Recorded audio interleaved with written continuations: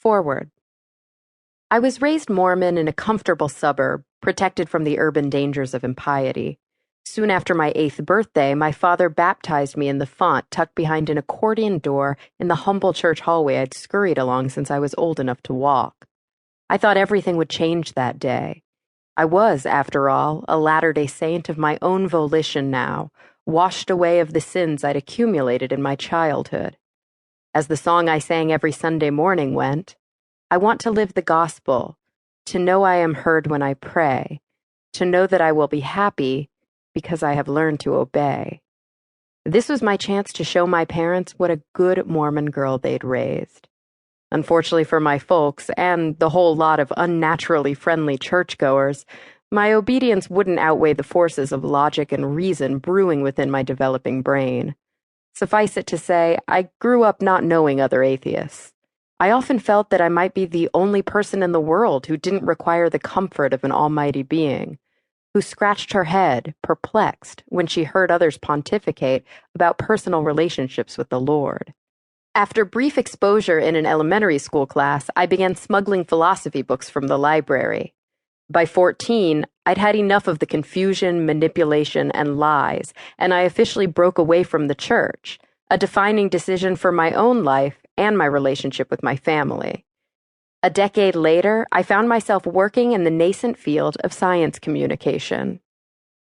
I met David Silverman for the first time at the American Atheist Convention in Austin, Texas in 2013. It was an important gathering, celebrating 50 years of advocacy, education, and activism by and for the atheist community. David invited me to come and speak to the attendees. It was an exciting time for me, as I'd given many talks about science, but I'd never spoken to a live audience about my own atheism. Of course, I'd known of David from television and print media. I knew he was the president of American Atheists, and I knew him on Twitter as @MrAtheistPants, a fitting handle if there ever was one. At the time, I was working as the senior science correspondent for a major news outlet, and I supplemented my income with on-air appearances and speaking opportunities about science communication, women in the sciences, and evidence-based thinking. I had spoken frankly on a number of small television and web programs about my lack of a belief in God, but my atheism still felt personal, a fight within, a worldview that took years of lonely struggle to cultivate and fully own. I didn't understand the depths of the atheist community that existed outside my comfortable life. David saw me as a contributor to the cause, and he reached out to me. He asked me to speak, and I obliged.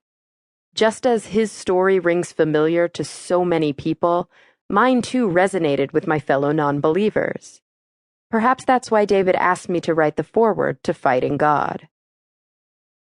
I think this book is important for a number of reasons. But in the interest of time and respect for your patience, you came here to read what David has to say after all. I will focus on 2. First, it will arm you with a vast array of tools, weapons, if it so pleases you, to face the not-so-hospitable world as an out-loud and proud atheist. I wish I'd had these tools available to me as I struggled to come out as a teenager. I wish the firebrand tactics outlined in this book had reached me way back then. A billboard, a television appearance, some way to see that there was a movement out there, and I could be a part of it. Second, and perhaps most important, Fighting God chronicles the how and the why of David's intense hunger for activism and social change. Make no mistake about it, David is an unapologetic atheist. He will make it known to whoever comes within earshot of him, and he will gladly engage in heated debate or even attempt his brand of de-indoctrination of dogged theists who dare approach him on the street. But to be plain, David is not a dick. He is thoughtful, kind, and highly moral. But to those who incorrectly presuppose that the atheist lifestyle is one of dickish confrontation, David may just deliver on such prejudices. I myself take a fairly different approach. I speak publicly, yes, but I avoid debate with creationists and the like. I find common ground with the agnostics, skeptics, freethinkers, disbelievers, irreligious, and all the other thesaurus-loving, God-questioning people out there. But we all do have our limits. I suppress an eye roll every time someone describes